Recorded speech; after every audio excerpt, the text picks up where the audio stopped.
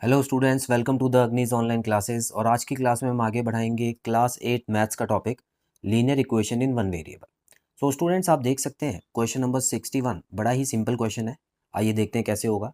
यहाँ पर आप देख सकते हैं न्यूमरेटर में दो टर्म्स वाला एक नंबर है, तो इसको मैं ब्रैकेट में डाल लेता हूँ। और डिनोमिनेटर में तो सिंगल डिजिट वाला है, लेकिन इसमें भी एक्स लगा हुआ है। उसके अलावा अगर RHS की बात करें तो यहाँ पे 2 है, और 2 के नीचे अगर कोई नंबर नहीं है स्टूडेंट्स तो क्या होता है, 1 लिख दूँ मैं यहाँ पे। और मैं ऐसा क्यों कर रहा हूँ, क्योंकि यहाँ पर आप सिंपल क्रॉस मल्टीप्लिकेशन करने जा रहे हैं। तो स्टूडेंट्स यहाँ पर इसको ऊपर डिनोमिनेटर से न्यूमरेटर को मल्टीप्लाई करेंगे, और उसी तरह यहाँ के डिनोमिनेटर से इस न्यूमरेटर को मल्टीप्लाई करेंगे। तो ये किस तरह से बन जाएगा, देखिए 1 से जब ये मल्टीप्लाई होगा तो ये तो बिल्कुल सेम रहेगा, 5x माइनस 7।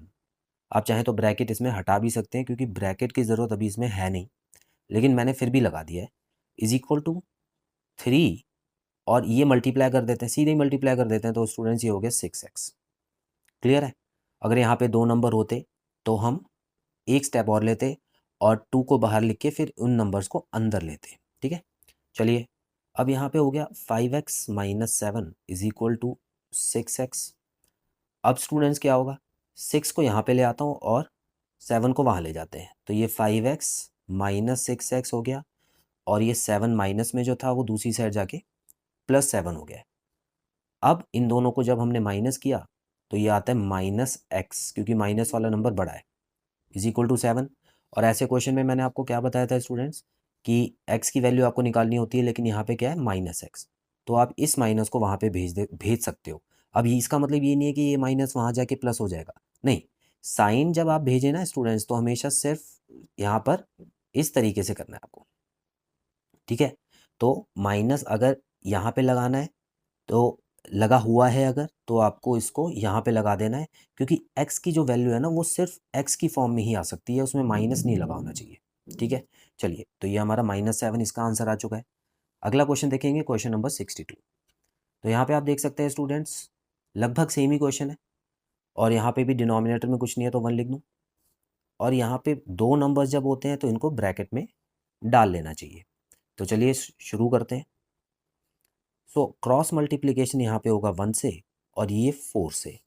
सो यहाँ पर 1 से मल्टीप्लाई करते हुए मैंने आपको कहा है आपको कुछ भी लिखने की ज़रूरत नहीं है ब्रैकेट के बाहर, लेकिन यहाँ पर 4 से जब मल्टीप्लाई करें स्टूडेंट्स तो आपको ब्रैकेट लगाना पड़ेगा, और बाइनोमियल को ब्रैकेट के अंदर रखना पड़ेगा। चलिए अब ब्रैकेट खोलने की बारी आई है। ये हो गया 3x plus 5 is equal to 4 को इनसे मल्टीप्लाई करते हैं, 4 2 ज़ा 8x हो गया, और 4 7 ज़ा 28 होता है। अब x के टर्म्स एक तरफ बुला लें, तो ये हो गया देखिए 3x minus 8x is equal to यहाँ पे 28 जो कि यहीं पे था पहले से, और ये 5 यहाँ पे आके हो जाएगा -5। चलिए तो अगर हम देखें यहाँ पे तो क्या हो गया स्टूडेंट्स, देखिए -5x आ गया यहाँ पे, क्योंकि माइनस वाला नंबर बड़ा है, इज इक्वल टू 28 माइनस 5 क्या होगा स्टूडेंट्स, 23 होगा, और वो भी प्लस में होगा। चलिए तो क्या मैं लिख सकता हूँ कि x की वैल्यू जो है वो आ चुकी है -23/5। याद कीजिए मैंने आपको बताया था कि माइनस चाहे आप न्यूमरेटर में लगाएं, अगर एक ही माइनस है तो आप चाहे उसको न्यूमरेटर में लगाएं, डिनोमिनेटर में लगाएं, या यहाँ पे बीच में लगा दें। ठीक है, तो बात बराबर ही है। तो स्टूडेंट्स इस तरीके से क्वेश्चन 62 और 61 हमने किया है आज की क्लास में। तो आई होप आपको अच्छे से क्लियर होगा। बहुत जल्द मिलते हैं अगली क्लास में। Till then bye bye.